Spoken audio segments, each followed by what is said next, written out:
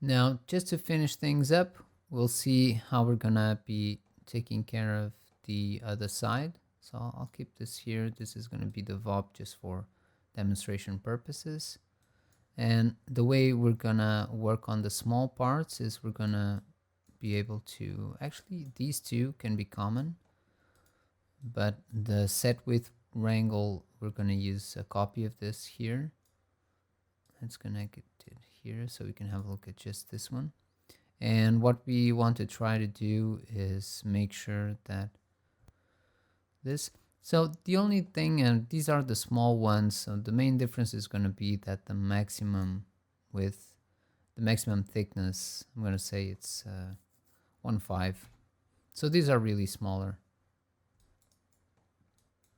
Maybe 1.5 is a bit too much, but yeah, I'll leave it at that.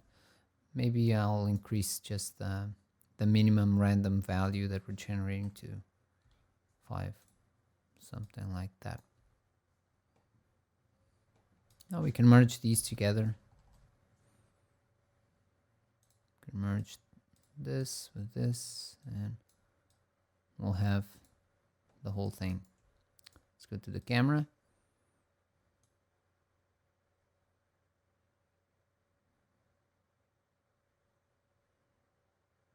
Okay, let's quickly create a flip book with everything turned on and see how things are working together. I'm gonna go up. We have our sparks. I'm gonna turn on these two and also Iron Man. And I'm just gonna click the flip book, hit start. Actually, they're not as visible as I would like, so let's apply a material to them. Let's go to the material. We already have this principal shader. It's gonna be for Thunder Bolt, and I'll create a copy of this and principal shader sparks, and I'll just tell it to use the point color, and we'll apply this to the sparks. Okay, so now they're all shiny. We should have, I'm gonna change the emission color here to something a bit more sparky.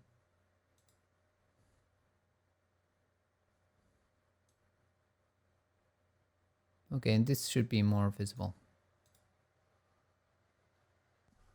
So as usual, I went through the scene and spent some time adjusting the parameters and the options that we had in order to get a more interesting look.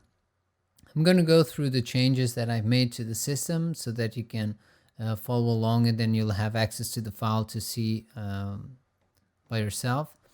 So the first thing you'll notice is I only have a timeline that goes up to 72 frames. It's enough for this first shot. Actually, the camera stops a lot earlier than that, but in order to be able to generate faster previews, I just put this at 72. You can change that coming here on the lower left corner. Click on this icon and you can adjust the end here, close. And what else? So let's go inside and have a look at what's happening. Oh, this here, dynamics simulation disable, is just so in case we move something or I change something while I'm going over the setup, and this doesn't erase the cache that I already have of the whole system. But if you want the simulations to happen, you need to have this on. Okay, right now it's off, but it is on purpose. Okay, so here inside our pop network was where I did most of the changes. So what's coming in is exactly the same thing. But here on the pop network, we'll have a look at some of the changes. So I adjusted these parameters a bit, check them out on the small sparks as well. Regarding the birth, I also did some changes here. Another thing I have is you'll notice that I'm using this just born group.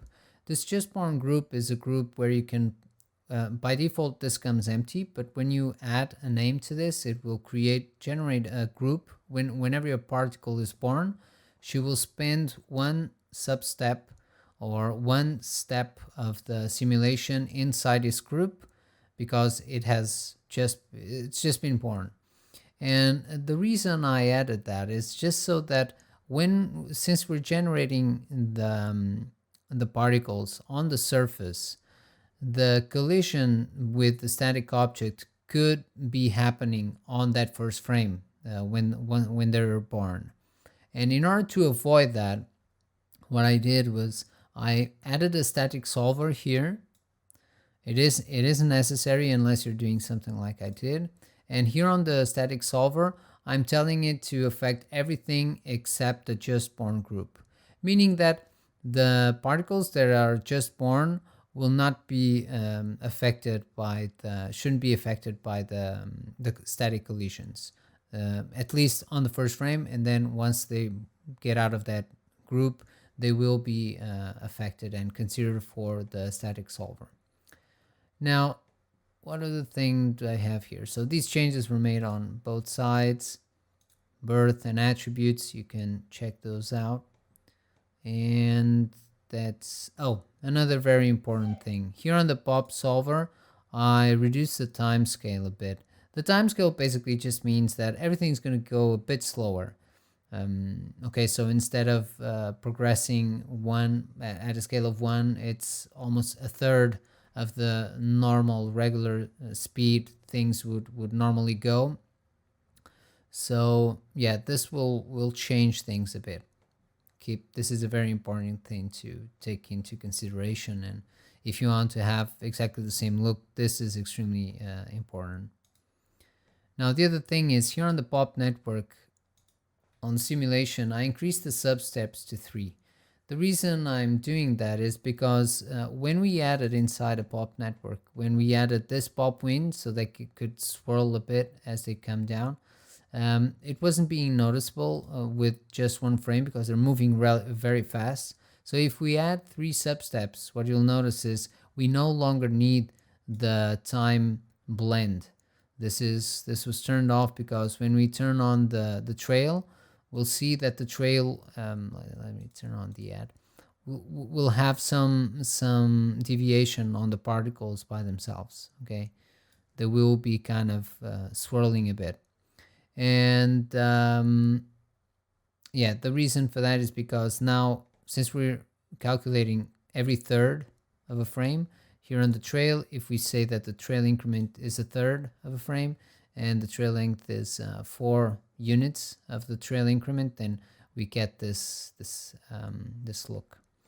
Next, on the resample, I lowered the length a bit, so we have a bit more points to be able to actually deviate them a bit. And then everything's pretty much the same. Then you can just check the adjustments that I made here. I also left an option here in case I talked about having elements that were